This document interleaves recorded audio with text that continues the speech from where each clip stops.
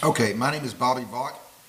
We're going to talk about Kamala Harris, Kamala Harris and her proposal to tax unrealized gains on capital gains tax on unrealized gains.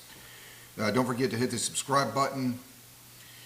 So let's just analyze this. I believe in complete fairness to the best of my ability.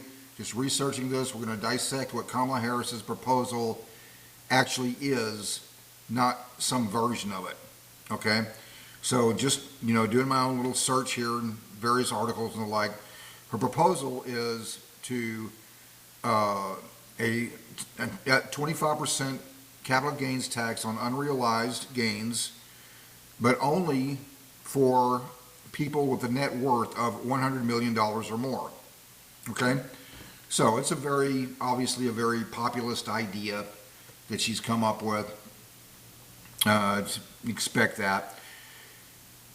Here's the problem. It would still affect you in your 401k, in anything. Okay, and here's why. The value of shares, if you have let's say for example Jim, let's call him Jim. Jim is a net worth of $100 million or more, and he owns 20,000 shares of Pepsi. Just pick something, call it Pepsi. So he owns 20,000 shares of Pepsi, and you own 100 shares of Pepsi. They're trading probably about $170 a share right now, last time I looked. I analyze stocks all the time, by the way. I do this quite frequently. I think I just looked at this yesterday.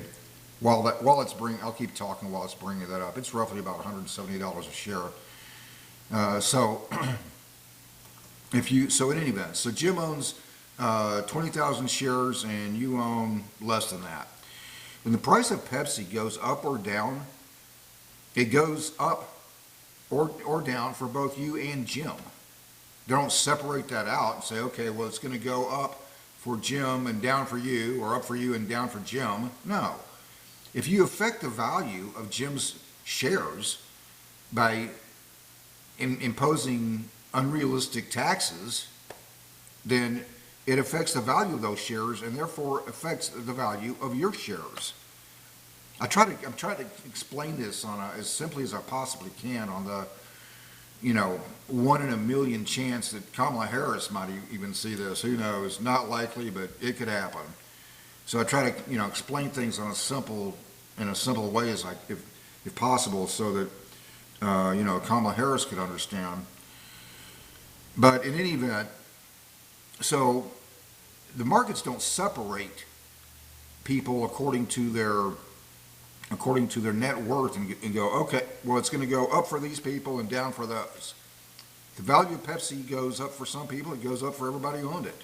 It goes up in exact proportion to the number of shares that you own, but it goes up the same per share, right? Same thing when it goes down. So it affects even if you own Pepsi in a Roth, where they don't even tax realized gains. It would still affect you because it affects the value of your shares. Hope that. In any event, so I just something occurred to me, and I went back and looked it up. So this is 27 years ago now. 1997, Bill Clinton, President Clinton, Slick Willie. I always said some Republicans, if you happen to be on that side, some Republicans may not like what I'm about to say, but it's my opinion. It doesn't have to be yours. Bill Clinton was actually looking back on it, he was a reasonably good president from the neck up. Okay, and amongst other things, the 1996 Welfare Reform Act, he put, time constraints on how long somebody could be on welfare, and that got a lot of people off the welfare rolls. Various other things, including a capital gains tax, which was 28%. What the highest capital gains tax, the highest rate that they were taxed was 28%. Even Bill Clinton he was a smart guy in a lot of ways. He really was. He was a reasonably good president from the neck up. Bill Clinton understood the dangers of taxing in such a way that it harms economic growth. And so he signs legislation that actually reduced the capital gains tax, the top rate, from 28% down to 20%.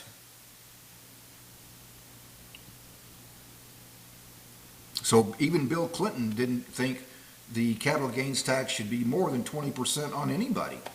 And keep in mind, that was only on, of course, only on realized gains.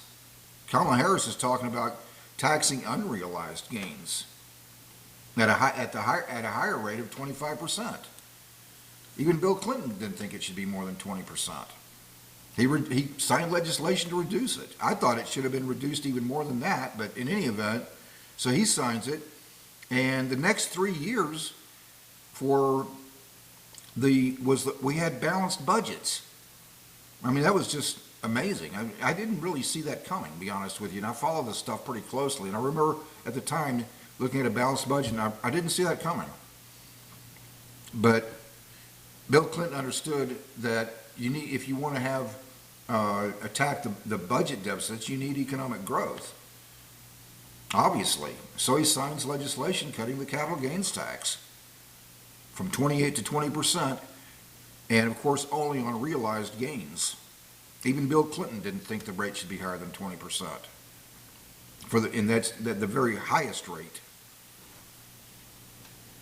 Kamala Harris does not understand economics. She's clueless. I mean really bad. In any event, don't forget to hit the subscribe button. If you're interested, I have I'm working on a whole series called Everything You Need to Know to Understand Investing. This is not about investing exactly. It's more about economics, a little bit different. But the series, I've gone through 12 lessons. I did the 12th lesson on Wednesday, August 28th, 2024. I'll do lesson 13 tomorrow and put it on my channel. So if you hit this, if you're subscribed, you'll know exactly when it comes out. You'll see it. And on each lesson, I put a link to the first lesson, make it easy to find, and then each lesson has a link to the next one. Okay? Covered a lot of territory in those 12 lessons so far. But in any event, if you're interested, Kamala Harris does not understand economics, and I mean, she is just completely clueless. Until next time, hope life is treating you well. See you then.